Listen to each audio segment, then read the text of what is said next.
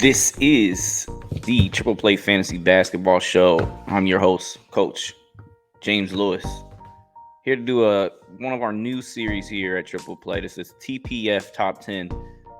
In our first Top 10, we're going to go over the 10 worst number one overall draft picks. This may bring back some bad memories for some of your fan hoods. I know it does myself, coming from the DC area, having a couple members on the list here. But the bona fide number one to me, Anthony Bennett.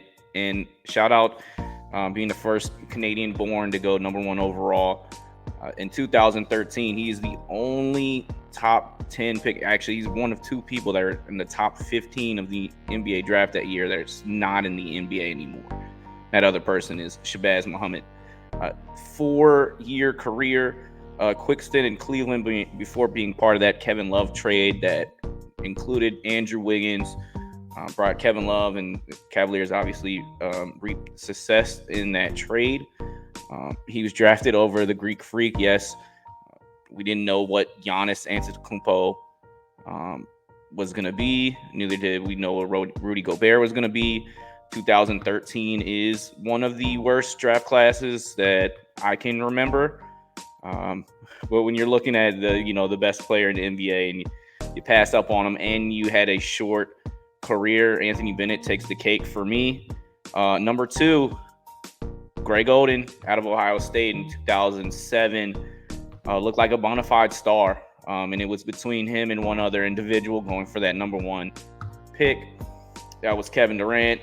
Kevin Durant is going to go down as an all-time great. And the Blazers are going to get bit once again and not drafting the best at the top. They had an opportunity to get Horford, Mike Conley, his college teammate, Marc Gasol. Although he was much later in the draft, those are just some of the highlighted players from that 2007 draft. Greg Oden, because of his short career being 4 years, knee injuries got him out the game, and the man had a big heart, and we wish that his career lasted longer, but it did not. And thus, because of the success of Kevin Durant, because of the short 4-year career, he is number two. At 3, this one hits home. Kwame Brown in 2001 was going to be the next great high school player, the first high school player to be selected number one overall. Michael Jordan hops out the booth and joins him as teammates, but it was not the best pairing. They had a trade for Elton Brand on the table. They could have drafted Pau Gasol that went number 2. They could have drafted future Defensive Player of the Year, NBA champ Tyson Chandler, USA Gold member Joe Johnson, Tony Parker, to name a couple. But Kwame goes from playing with the Wiz to over there in the Lakers, and to heliocentric alpha males that rode his coattails, and his confidence dropped and dipped quite a bit. He was strong as a bull. He could run well, and you would see that athleticism hit.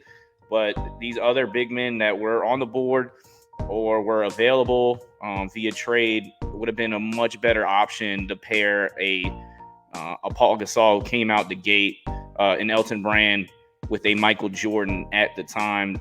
Of course, the Wizards missed the playoffs in those 2 years and set the franchise back quite a bit.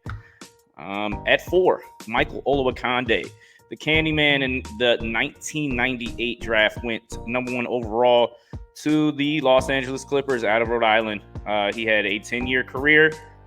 He was a good rebounder. His career averages of 8 and 7 rebounds a game. He played for the Clippers, the T-Wolves for a bit, Boston, but because it didn't quite work out, plus there were just so many great power forwards and centers at the time.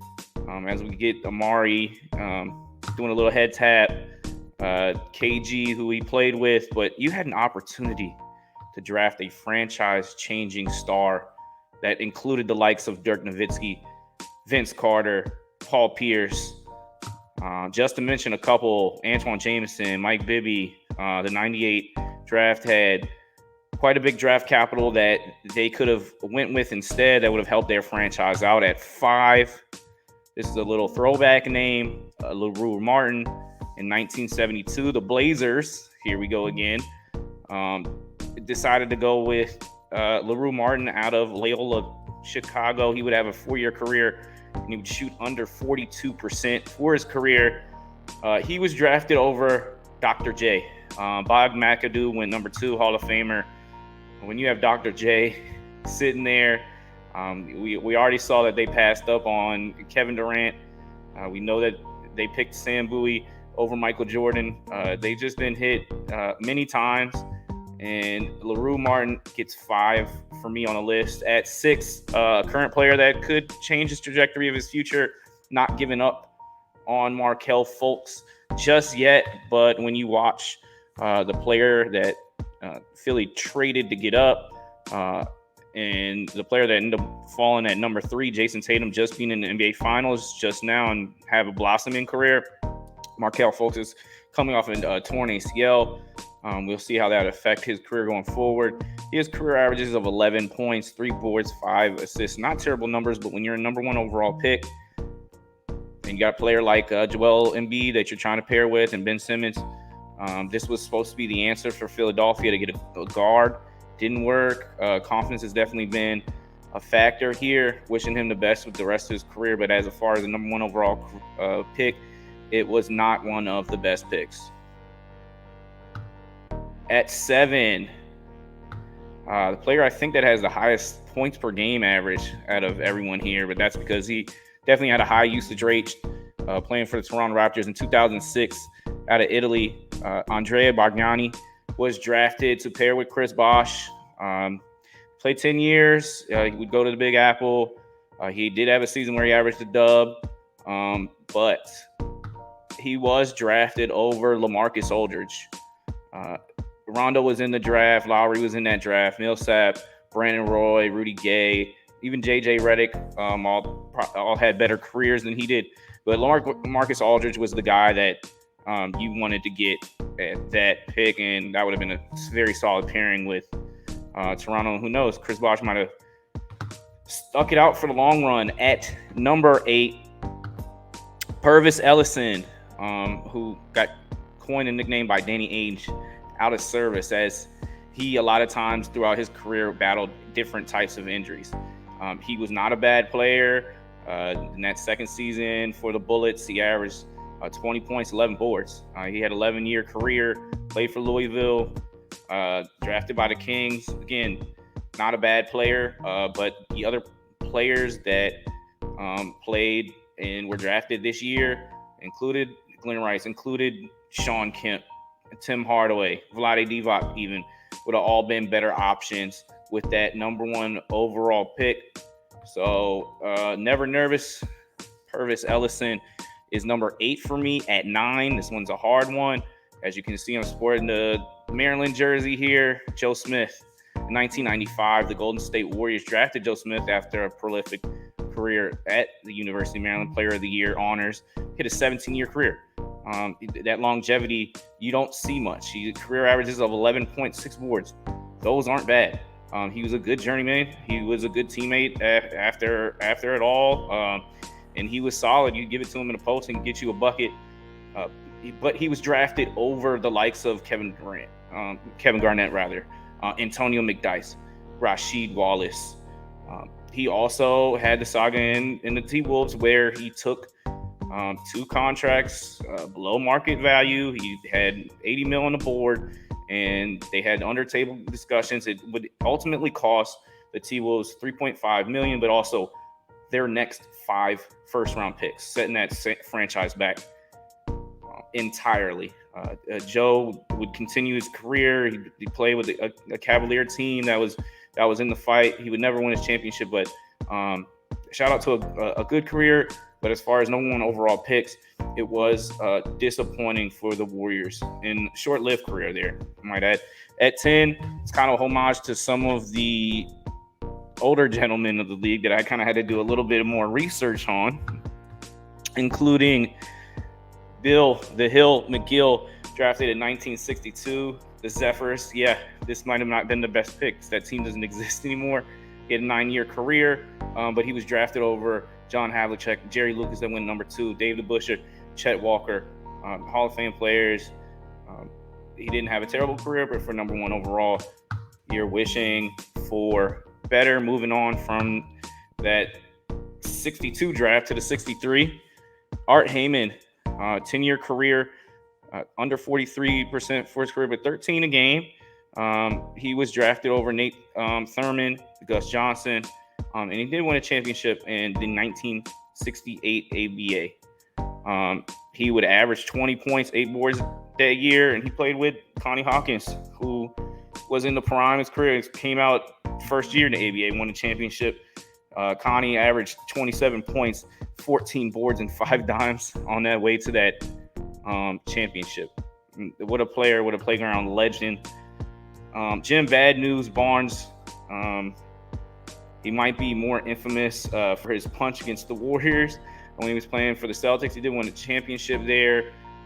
He was on the 1964 USA Gold team. He played 10 seasons for a bunch of your bigger market teams, 9 points, 6.5 rebounds. Not terrible, but you could have got Jerry Sloan, not worthy of your number 1 overall pick. And this is what he might be more famous for. No, this is not Marvin Bad News Barnes. This is Jim Bad News Barnes.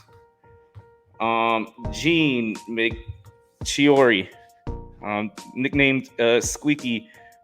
He was 5'8", 175. This got to be the worst of all the picks, as he was bared for life. Didn't even play a game for shaving points, getting involved in that whole scheme. So he played 0 games at the University of Bradley, and the Bullets bit the dust on this. Mark Workman in 1952. See, these are throwbacks, guys I had to really do some research on. Played 3 seasons in the NBA, 5 points a game, 33% from the floor. He was drafted over Clyde Lovletty, which his nickname, I looked up, Jelly Belly, Boom Boom the Whale, Hall of Famer who averaged 17 and 9.5 rebounds. And Dick Ricketts played 4 NBA seasons, averaged 9 points, 6 boards, was shot under 33% from the floor. He was drafted over Jack Twyman, Hall of Famer, and he quit basketball to play baseball. It would be short-lived. He would only play 1 season in the major leagues, playing for the St. Louis Cardinals. So that's all we have. I hope you enjoyed the list. Tell me who I missed out. Tell me if Ben Simmons is going to be here in 10 years. I highly doubt that, but you never know what could happen with injuries or just bad luck, because a lot of these players on a list were talented, but they had some instances, whether it might be the team, maybe some injuries, some bad luck hit. That's all we have. We'll be back for another top 10 sometime soon, and see you for my 2023 mock draft coming soon.